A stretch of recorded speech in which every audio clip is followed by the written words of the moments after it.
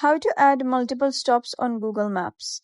Hey guys, and welcome back to the channel. In this video, I'm going to give you a step-by-step guide on adding multiple destinations to a driving route in Google Maps on mobile devices, which is ideal for route planning and road trips.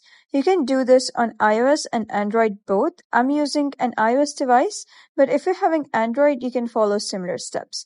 So first thing that you need to do is simply download Google Maps on your phone. And once you have done that, you can simply open the application.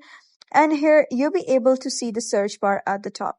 Simply search for your destination. Let's say I'm going to search for airport. So I'm going to type in airport, and here is airport. And then what you got to do is click on directions here at the bottom left. So once you click on directions, you got to click on your location at the top. And then you got to select your location over here. Let's say this is my location right now. And in order to add multiple stops, click on these three dots and click on edit stops over here. And now you can click on add stop over here and select any other stop. Let's say we're going to choose restaurant. And once you choose that, you got to select the restaurant. And once you select, click on add stop. And then click on add stop again. Select any other destination. Let's say gas station.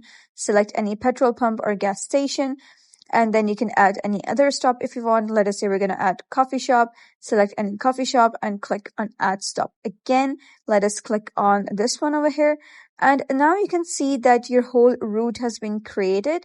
So what you can do is simply click on done over here, and then you can simply click on preview and start your journey.